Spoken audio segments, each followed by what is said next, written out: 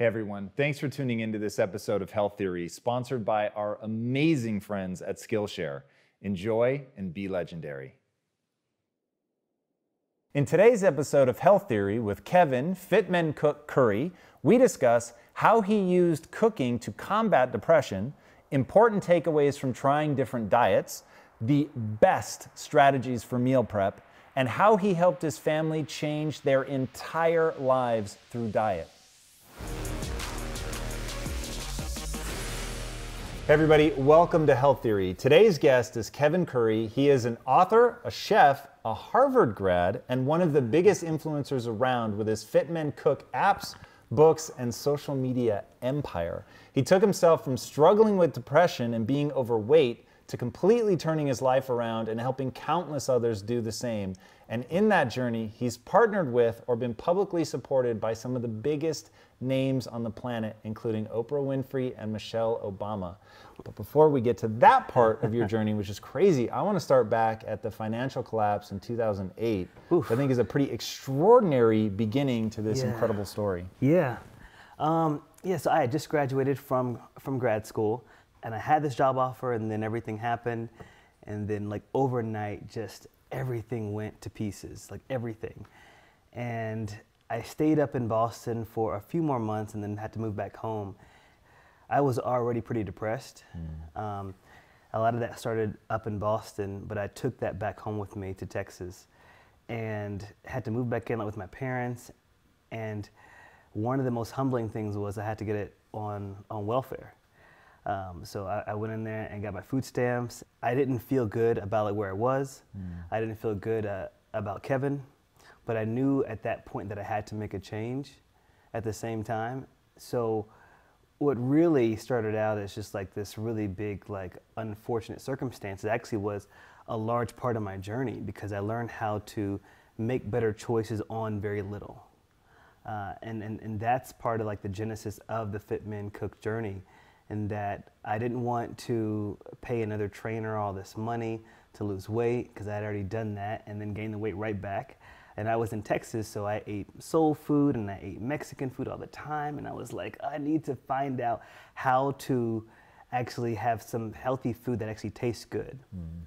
So I went over to this half-price bookstore and bought every single book they had there about nutrition and just began to read it.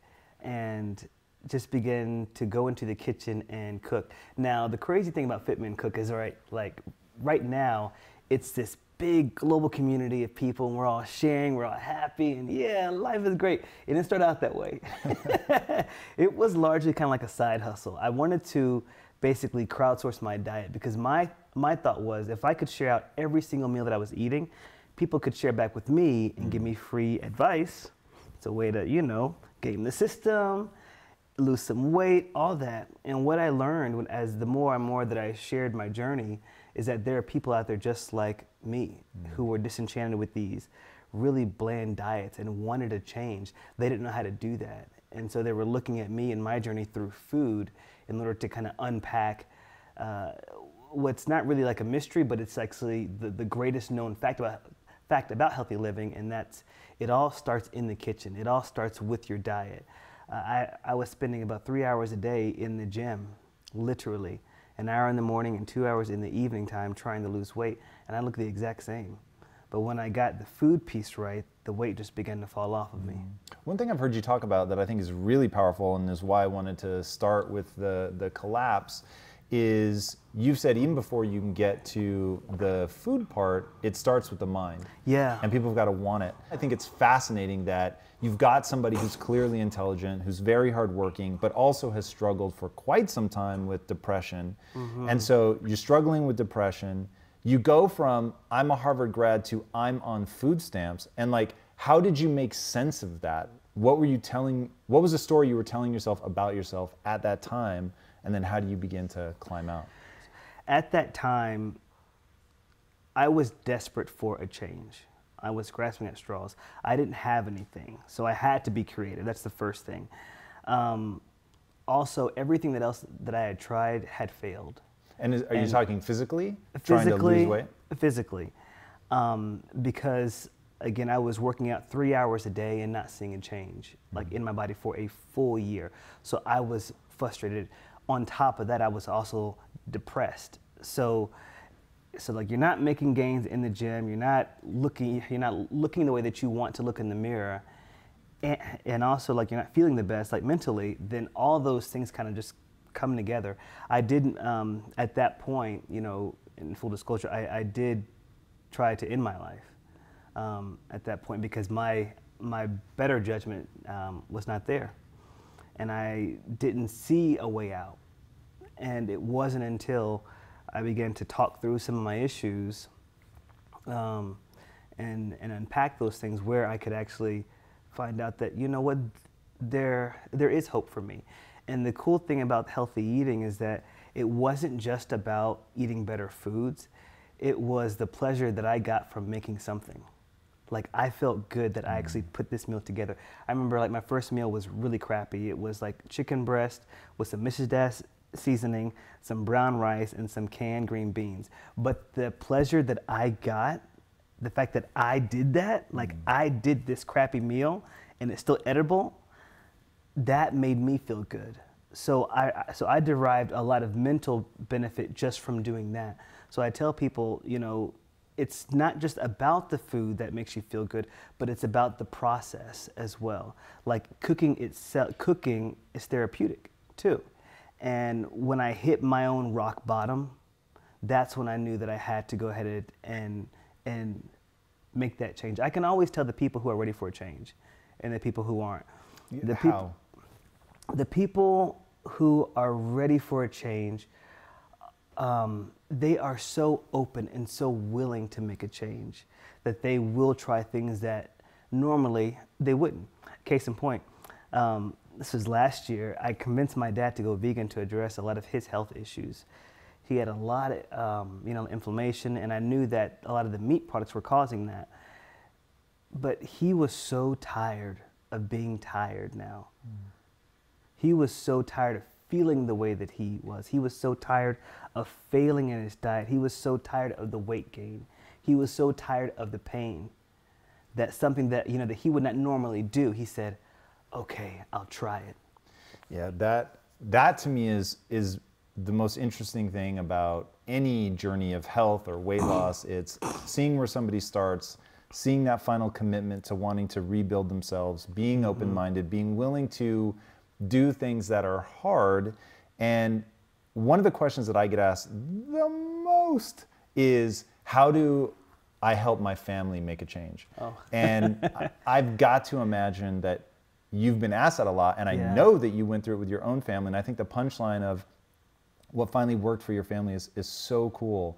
Walk people through that story, how long you were trying to help them, how it got a little combative, and then like what was the ultimate resolution? Yes, so when I hit my stride in about 2012, 2013, I wanted to help everybody. And I was telling my parents, you gotta start eating this and stop doing that. So they're like, yeah, come and help us. But that's not easy. My parents are Black and from the South. So we love our food, we love our flavor. And we also love our Southern habits. So that was hard in itself, and we just began to clash all the time behind the scenes. Like, big time clash. They say that they want my help, and I go over there and open up the pantry, and there's like Cheez-Its and sugary peanut butter and cupcake snacks. And I'm like, I thought we just talked about this. Like, we just talked about this. And then all of a sudden that would devolve into this big argument, right? So I stepped back. I said, you know what? Screw it. I stepped back because it was causing a lot of friction within our own relationship. And so I realized at that point that the change that they want, it may not come through me. And which was really hard because I've always felt conflicted about being able to help everybody else out and getting their stories about their parents and eating healthy and then changing their lives.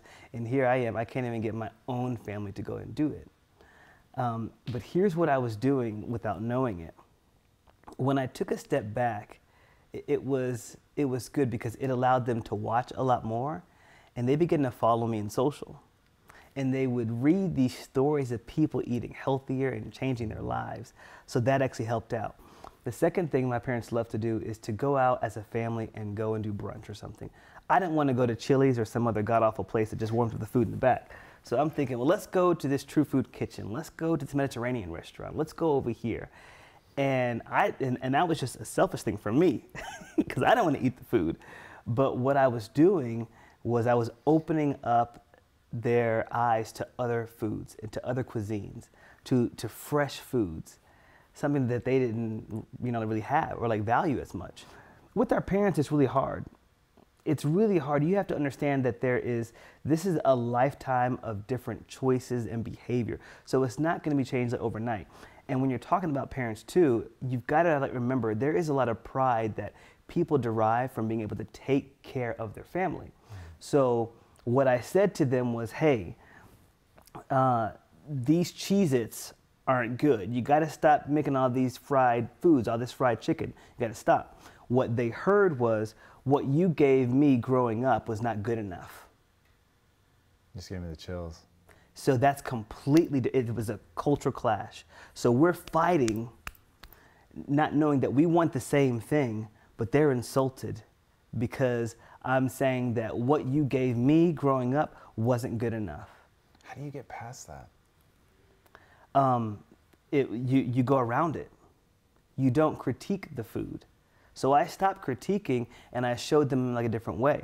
I showed them the other foods. It's the way that you talk about it, and it's less about not making it seem as if that food is just not good for you, which it's not, but just saying, hey, I know that that you have this weight loss goal or you have this health goal. I think if we do it this way, it would help you out more.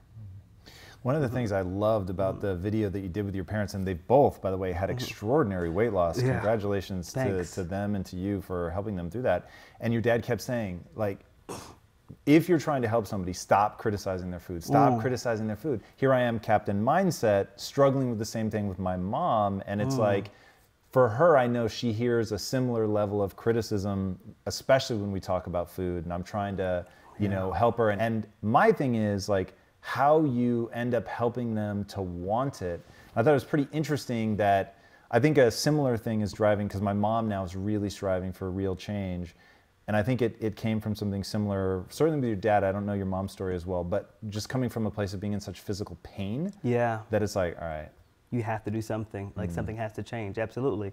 And unfortunately, that's going to be the majority of people. We wait until the house is like on fire until we call the fire department.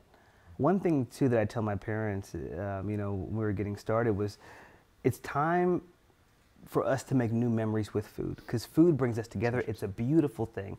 So we have the memory of the sweet potato pie, we had the memory of the Sunday pot roast.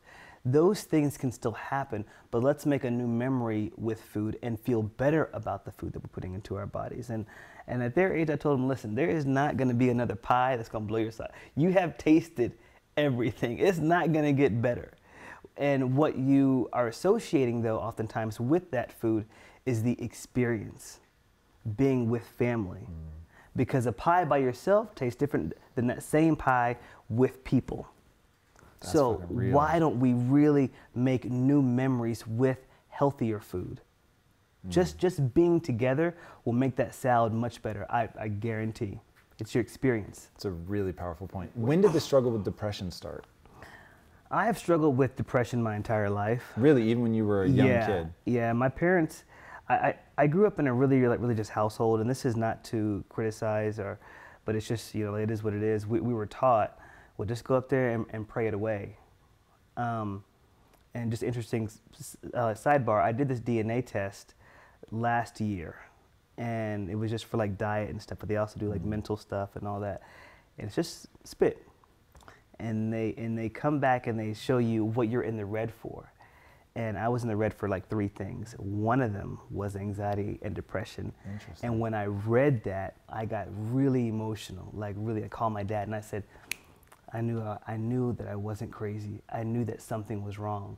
And I say that because I wonder what my life would look like. I'm proud of my life today, but I wonder what my life would look like had I been able to get treatment and get help in those coping mechanisms earlier on. I don't lament the fact that I grew up the way that I did, but I just wonder, and I tell parents now to do tests like that because it is important. Sometimes we lack the verbal skills to be able to like articulate to you how we're feeling or why something is feeling, you know, a certain way, or why we're off. But sometimes a test can say it better. And what happened was when I went off to college, I was able to really soar. And I was really active and involved, do that. And it wasn't until I got to grad school, and it was really significant because the grad school was like a perfect storm for everything. One, I'm in Boston. It gets dark at 4 o'clock. I didn't know that. And I didn't know that that would trigger a lot of my depression too. Then, because it's so cold and people like to go out and drink, I just started to drink a whole lot. Coupled with that, I was in a relationship, bad breakup, kind of embarrassing for me in a small community. So that was that. Then, you know, like you layer in the job thing and losing your job and having to go back home. I'm going back home at ground zero. Literally, I mean ground zero, without anything in me. So it was very, very hard. Now, I'm guessing a little bit, but based on your actions, this must be true. You have some belief that you can learn things, that you can get better. I know that with nutrition, you started reading, you go to the half price bookstore, you buy all this stuff. Have you eaten to combat the depression? Because that's one thing, a lot of the people that watch Impact Theory, Health Theory, struggle with anxiety and depression. I'm sure that's because I have struggled with anxiety so profoundly, so you sort of collect that. What are some diet tips that people can use, like if they're in that space, if they're struggling with that, whether it's chronic or situational, what can they do dietarily to begin to alleviate that? Yeah, and that's going to vary from person to person. For me, I can tell you that having a lot of healthy fats for me helps out a whole bunch. And break down what healthy fats are. Yeah, so the types that I'm talking about would be like salmon, you know, the omega-3 fatty acids, walnuts, avocados. I don't follow like a depression diet. So what I have found though that works for me is actually meal prepping, and it's less about the actual foods and much more about the process. And I know it sounds kind of strange, but I really do think that there is a synergy or something that happens when you get into the kitchen and you make something for yourself. Whenever you do something for you. And I say that because I was at that point where I had to give myself 3 things to do each day. Just, Kevin, if you could get these 3, you know, these just 2 of them done, great job. So one of those things could be cooking for myself, making myself breakfast. And this was to climb back out of the depression. Yes. So doing things, so cooking actually and prepping like your meals can actually help you out because you derive some type of serotonin like kick from that because you're like, okay, I did something for me. And you're doing like self-care as well. That's really interesting. I've never heard anybody talk about that with cooking. So I know right now somebody's skeptical. They've cooked for themselves before. They think you're full of shit. This doesn't make any sense to them. But I actually think you're right. What is it? What can you liken it to? Is it like working out? Is it a similar like self-care kind of thing? Absolutely. It's all self-care. It's about doing something for you in order, you know, like to make you feel better. So it's like working out. Once you go ahead and do it, maybe like you're kind of loathing it, but once you see that finished product, you're like, oh, that was actually pretty dope. I did that. So for me, I started out just making my lunch, and I prepped my lunch for about 3 to 5 days, and it's like, Kev, you're doing a good job because I could see I'm like saving money. I have my like routine, so I'm not being thrown off by something, which I love to be spontaneous, but when you're kind of low on serotonin, you don't, you know, that's not the most thing that you want. You don't want life to kind of happen to you. So as much as possible, meal prep helped me to keep that normalcy, to keep something that was just like even kill. What do you think? So going into the cooking, if I had somebody, now that you've sort of put this on my radar, if I had somebody they're struggling with depression or just like not feeling great about themselves, and I was going to prescribe to them, hey, start cooking, start doing something for yourself. What do you think is the importance of the frame going into that? Like, don't think about this as a chore. Yeah, think of this as an opportunity. Think about this as your like one-on-one like yoga time, seriously. When I first started out, I would put on some like workout music in the kitchen and turn the kitchen into like a gym. And I'd be like fist pumping and doing stuff. And I would make this a fun thing. And it was just my time. For other people, you may want to put on some like chill like yoga music. But this is your one-on-one time. So think of it like that. So I've been doing a cold shower challenge. So yeah. Dude, when I say I'm phobic of the cold, like truly almost bordering on phobia. So there's something about the cold that triggers my anxiety. It feels like it gives me the same ungrounded feeling is the best way to explain it. I feel jittery and like I'm not grounded. I don't know a better way to say it.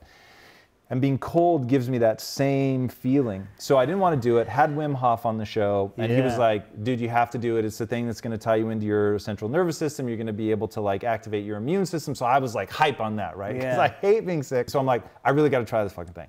So I start taking cold showers, and in the first probably 10 days, I was like, I got this motherfucker. And then like it started to plateau a little bit. Yeah, like, and I started to be like, fuck, I don't want to do this. Like, I'm really dreading getting in the cold water. And then I was like, hold on a second. I need to remember why I'm doing this. There you go. I need to get my mind right. I need to make this a thing. I put on some fucking music and I got in there and I was like, I'm gonna dance in this fucking cold shower. I'm gonna own this cold shower. And it changed everything like that. Yeah. I like the way you said that. You have to remind yourself of why you're doing something. I liken it to, you know, when you had that like bad breakup and you're thinking about her like, oh, I wonder what she's doing there. Oh, I gotta miss our time together. And you have to be like, wait, this didn't work out for this reason. You have to remind yourself that way you won't go back to those poor choices again.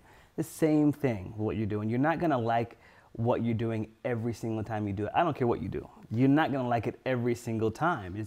You will have that time where you're gonna plateau a little bit, and that's when you have to, again, go back to, hey, this is helping me because X, Y, Z.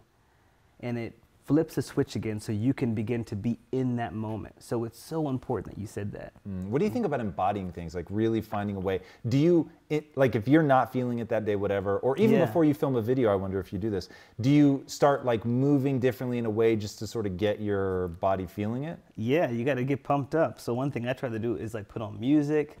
Whenever I do anything too, I'll just take a moment and kind of visualize how I want the end product to look like. Everyone has their pregame move. If you watch any athlete, everybody does this. They put on their headphones, they're visualizing, they're doing this. Some people are doing stretching and yoga, whatever. But everybody has their thing that they have to do in order to get ready. And I know it's something as simple as cooking, but if you approach, that's why I turned my kitchen into that gym. I wanted to bring that atmosphere and that like intensity and that focus into what I was doing in the kitchen, because I found out that it was so important for me to feel better about me, to lose weight, to get closer to those fitness goals, and it was gonna start in the kitchen. So I'm gonna bring all that intensity, all that focus right here, right now. So everybody does that. So cooking should be no different. We just don't do it that way.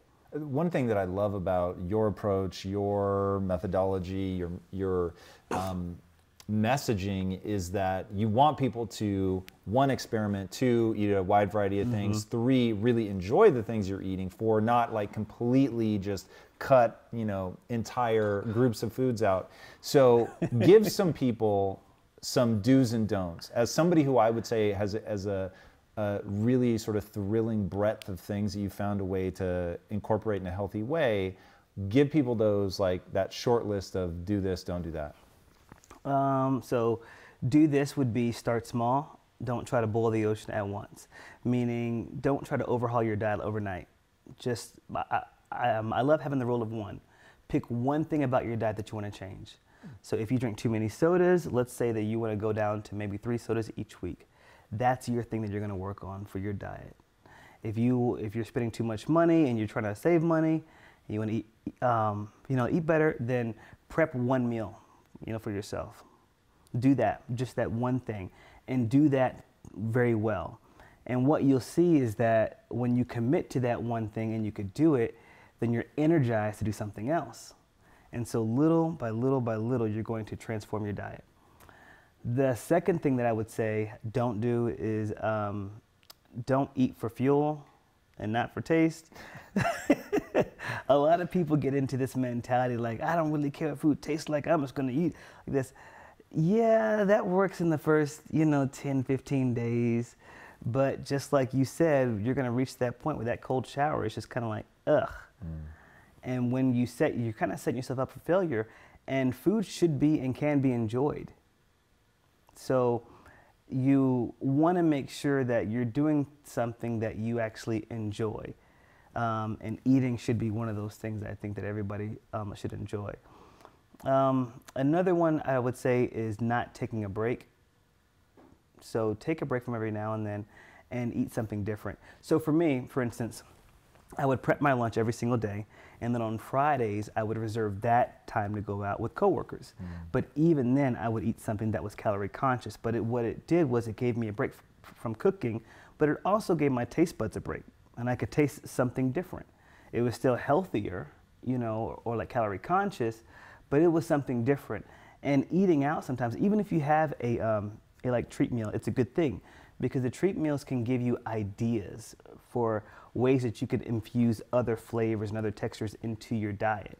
So don't discount those things as well. And if you plan to have a treat meal, not a treat day, those things are good, and they aren't considered a cheat because they are part of your balanced meal. I mean, they're a part of your balanced plan.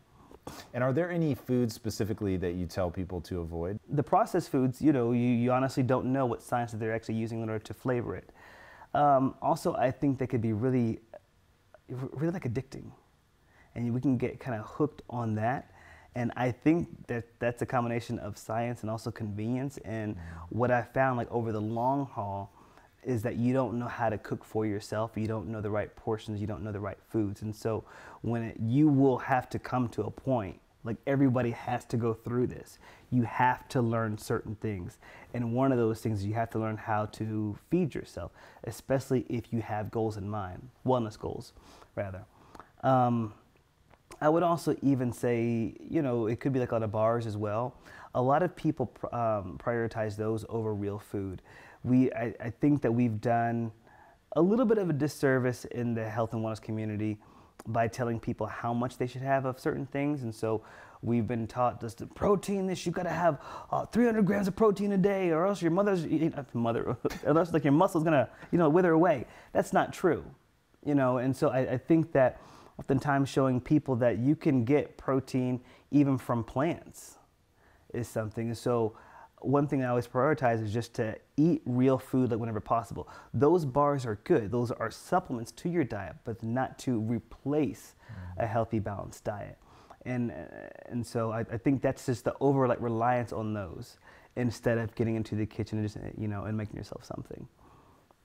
Yeah, at Quest, we used to, if you called customer support and said, and look, we made bars, but if you said, look, I really want to get in shape, I want to be healthy, what should I eat? Our answer was chicken breast and broccoli. Not because we were incentivized to say it, obviously we weren't, but because we wanted people to know bars have their place, it's convenient, it's tasty, but eat whole food whenever humanly possible. Correct. Is always just really good advice. Now, one thing with diets that you've talked about, and I think this is pretty interesting, and I've seen you do the challenges. I saw your keto challenge. You've got your parents on a vegan diet, but you're not eating vegan. Yeah. Talk to me about individuality in nutrition. Talk about how people can explore for themselves. What does that process look like? Yeah, I think it's a great thing. I did the keto diet about 1.5 years ago, and I did it just to try it out to become more competent in it. Had great success. I don't think it's for me, for the long haul. I said so in that video. It just didn't work for me in my lifestyle. But what people should be doing whenever they try out these different diets is, it's not just about trying it out to see if you're gonna to lose the weight or not, but it's trying it out to see how you can take certain tenets of the certain diets, of your different diets, back to your normal diet. So for me, one thing I'd always struggled with is just sweets. But what I learned from the keto diet, which is really interesting, is that I didn't crave those. was like, this is really weird because I'm not eating carbs. It's the fats. So one thing that I have done in my normal diet is I prioritize fats a lot more. Same thing whenever I did vegan diet. I was thinking like, you know, these plants are really darn good and I feel better. I'm able to move around, you know, my skin's kind of popping, I feel like. And a lot of people will hear that and say, well, why not just go vegan? Well, first off, I miss chicken. I miss bacon. I miss a whole lot of other things. But I don't think it's necessary. So what I learned from doing that was I need to become a lot more plant dominant in my diet. How could I make plants the star of my dish and then complement it with some protein if I wanted to? That was my big takeaway. So I've become a lot more plant dominant, I call it, within my own diet, because I could still tear up a burger, but there's a big salad on top of the burger. And do you have advice for people on how to experiment? Like, do you use any tracking devices or a journal? Or, I mean, your app is obviously extraordinary for meal prep and stuff. Do you have other things that you recommend? Yeah, well, for anything, I always tell people to journal. So I always tell people just to write down how they're working out, how they're feeling, and what they're eating. So whenever I'm doing something, I will always just write down like this new thing. And it came from this experience I had back in 2013 when I had fallen out of love with fitness. And my buddy comes to me and he's bragging. He's like, yeah, I got these abs now, Kev. I got this PR on the bench press. I'm doing all this. And I said, well, great. Well, enjoy it because it won't last long. And I was like, dang, Kev, that was so cynical. And I had to explain to him. I was like, yeah, I'm just not feeling it right now. But it came from a place, though, of realizing that how you feel right now may not be how you feel tomorrow or in 1 year. And everyone kind of finds that we all like arrive at that place. We don't know what happened, but we're sitting around thinking like, I don't want to do this anymore. And what do we do when that happens? We start grasping for straws, just trying a little bit of everything. Let me just try this. Let me just try this. If we have our journals, we can go back to read what we were doing to find that place of inspiration. That's what I call breadcrumbs. Following those breadcrumbs back to that place where you first fell in love with the process. Yeah, I think one thing that's important that I've heard you talk about is how we define success. I know in your mom's weight loss journey, she hit a point where she had plateaued, wasn't losing the weight, but she wasn't noticing some really big wins. Talk to people about how they should think about, especially in a weight loss journey, how they should think about success. Yeah, it's going to vary from person to person, but I think from weight loss perspective, you should definitely throw out the scale. I know you probably heard that before, but it's really important. It's kind of like not watching numbers in social media, doing the same thing. Both things can kind of make you kind of manic. And you start to think about them way too much and put so much emphasis on this number that we discount the other things that are happening. You may discount the fact that your followers are actually engaging with you a lot more and they have great stories, but you're missing all that because I lost a follower today. Who cares? Someone just said that you changed their life in the comment section and you're worried that somebody unfollowed you. Same thing like with diet. Who cares the fact that, you know, the weight is the same? You just put on that shirt and it fits completely different now. You are wearing those jeans differently. I mean, your face is clearing up. So we discount things that actually should matter. So it's really important to get perspective within your health and wellness journey. First off, define what that is, but don't be so quick to look at some of the qualitative measures of success. It's because it's so much more than that.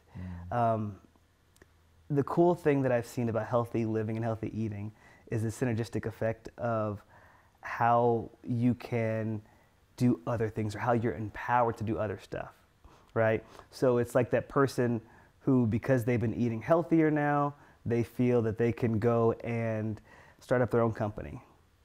And it's weird because those two are not related, but they really are because it's the same core competencies.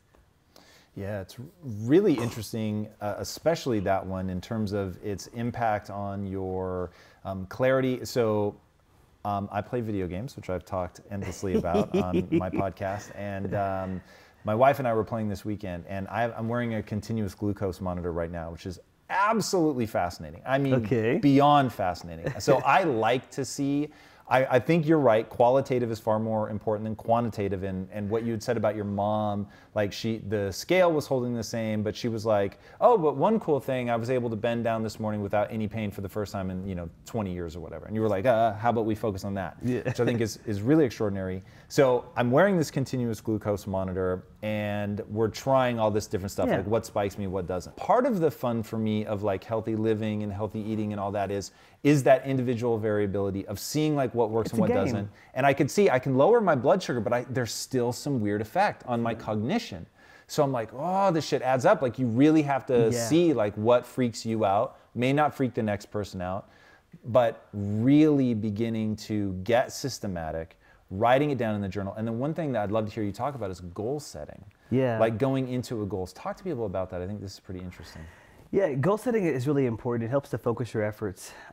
Whenever it goes back to that point of you having to like remind yourself of why you're doing something. Set goals that you can actually measure. A lot of people are gonna set a goal like, all right, I'm gonna eat better this year. That's not a good goal. And it's not a good one because that's an aspiration. So, for me, I started out, my first goal was to do this mini triathlon sprint. To get my weight down and get my physical capabilities up enough for that. And did you say, I will do a mini triathlon sprint by this day? By this day, I actually found the race and signed up for it to do. So that was my first thing that I wanted to go ahead and do. And it helped to remind me of what I was doing. And then those times where I felt tempted to cheat, that goal reminded me that I need to stay on track. So it's really important that you not only set something that you can measure, but if there's a way to remind yourself of your goals, it's much more important. I do that in a couple ways. I'll put it up around the house. But one thing that I've gotten into, and this came from my bout with depression that's helped out so much, is to affirm myself daily. So there are a couple things that I read out loud that I posted up in my closet about what I want my life to look like and feel like, what I want my business to look like and feel like, how I want to treat other people. And I say those things to myself in the morning time. And it was really awkward at first because I'm like, why am I talking to myself in this mirror looking like super weird, right? But the more I said this stuff, the more it became real for me. And at even some points it would become like really like emotional because oftentimes we don't talk to ourselves enough. It's like someone giving us a hug and we're like, thank you, I needed a hug today. Didn't even realize that, right? That's the way that we are when we don't talk to ourselves. And so for the first time, I was talking to myself and saying, Kevin, you have what it takes. And I'm hearing myself say that about me and looking myself in the eye. So there was a lot of power in that. So that doing that stuff also aligns with my goals because I will say out, I will be doing this. I'm gonna do this. And I'm declaring it out loud so that way it becomes real. So it's those things that maybe you may not feel comfortable sharing out loud, but but you need to go ahead and say. Whenever I had that like bad breakup and stuff, I really want a family and I really still want that. And I'd become so obsessed with that. It made me like unhappy. So I stopped thinking about it and put it in the back. And one thing my therapist was talking about with me is that, she kind of helped me to go and see that that's still something that you can have. Because I convinced myself that I couldn't. And I remember the first time I got into the mirror and I said, you are loved, Kevin, and you will find love. And you will have an amazing family. And just that, like, it choked me up to say. So, and that told me what that was doing.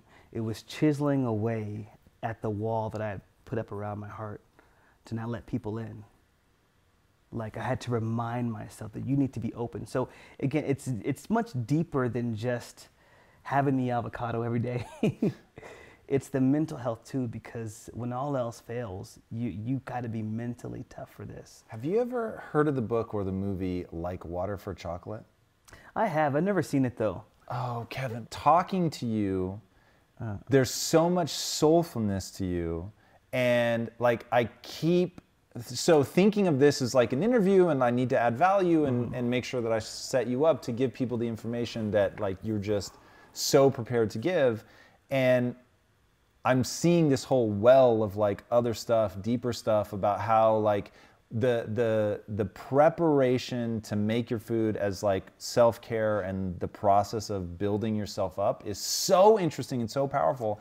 And like Water for Chocolate is all about this woman who basically emotes into her food, and the food becomes therapy, and she's able to pass it on to other people. And knowing that you come from a Southern tradition and that it's like bonding, there's so much more to what you do with food. Like, it's not surprising, at least after this conversation, how you've ended up where you've ended up, why your following is so big, and why you continue to do this and thrive. I think that you're like actually making me rethink about my own relationship to especially the process of food creation. I've never wanted to use that word before, but that's good. I feel that right now.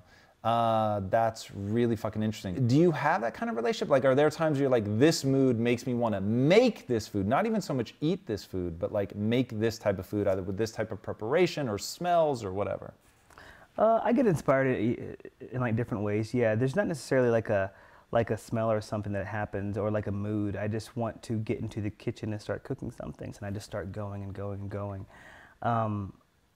You know, one thing that this artist said, she says, you never turn off that voice in your head that says be creative or something. So basically, you know, she was saying that even if, you know, it strikes at like 2 a.m., get up and do it. So I have the habit too of getting up at 2 and 3 a.m. if I feel something, and going in and making a recipe, just because I just want to be in that moment, because I just feel so connected to it. Kind of tapped into your creativity. And for me, it's cooking. For you, it could be something else. But whatever drives you, whatever keeps you up at night, don't turn that off. Don't turn that off. Talk to me about what's the role of sugar. How do you think people should think about it? How much in your diet? You talk a lot about flipping foods. Yeah. And I'm curious how much of, like, and I assume by flipping you mean take something that's delicious but not good for me and make it still delicious and good for me. How much of that is the removal of sugar? Yeah, you know, and I think that when people talk about that, I think they're talking about the process that refines sugar in products. I think that's the part that we need to be most aware of, because sugar in itself is not a bad thing. Sugar is in almost everything we eat, like naturally. But it's the way that sugar has been brought to market that is really problematic. Healthy food is a big business. And back in the day, they found out in the early 2000s that companies found out that, whoa, this whole like TV dinner era is maybe over. And because of people like Oprah going on TV and talking about things, like people are like, yo, I have got to eat healthier. So what happened was you had this massive proliferation of all these different healthy food products. You gotta have zero fat this and low fat that. And what people were doing is that science, we're able to use science to kind of tweak our diets in order to meet this calorie goal. But at the same time, we were putting in things like sugar in order to replace flavor. So I'm not talking about the sugar that you would get from eating fruits and vegetables. We're talking about the sugar, or maybe even honey and like agave. I'm talking about the hidden sugars that are in food that, that can be pretty, problematic. That makes sense. Do you think there's any such thing as a universal diet? Yes and no. So, yes, in the sense that there are diets that I think, there is a diet that I think could work for everybody. Oh, let's hear it. I genuinely think so. Break it down. When I actually spent some time in Tel Aviv on this food tour, and it was right after I did keto. And what was amazing about this is that I felt incredible when I was there. I was eating a lot of foods, and then it dawned on me after day 10 or so that I had only eaten meat about twice, the entire trip. And I was eating tons of variety of different foods and flavors and textures, mostly plants. So I was doing the Mediterranean diet. And the reason why I like it is it's way more balanced. I think it's the way that a diet should actually look like. I think there is a place for everything, even animals and animal meat in there, but at the star of all the meals are just plants. Like, we are enjoying nature and the fullness of it in a way that we haven't before. And I say that's universal too, because the Mediterranean diet is based off of a lifestyle of people in that region who have, this similar approach to eating, even alcohol. So I think that it can be sustainable. I think that we're just taking like a way of life and saying, hey, this is a healthy way to go ahead and live. So yes, it can apply to everybody. Now, no, in the sense that since all of our bodies are unique, there can't be a universal diet. Some people don't process carbs very well. They don't process sugars very well. Some people can't process fats. And so what way work for you is not going to work for somebody else technically. No, that makes all the sense in the world.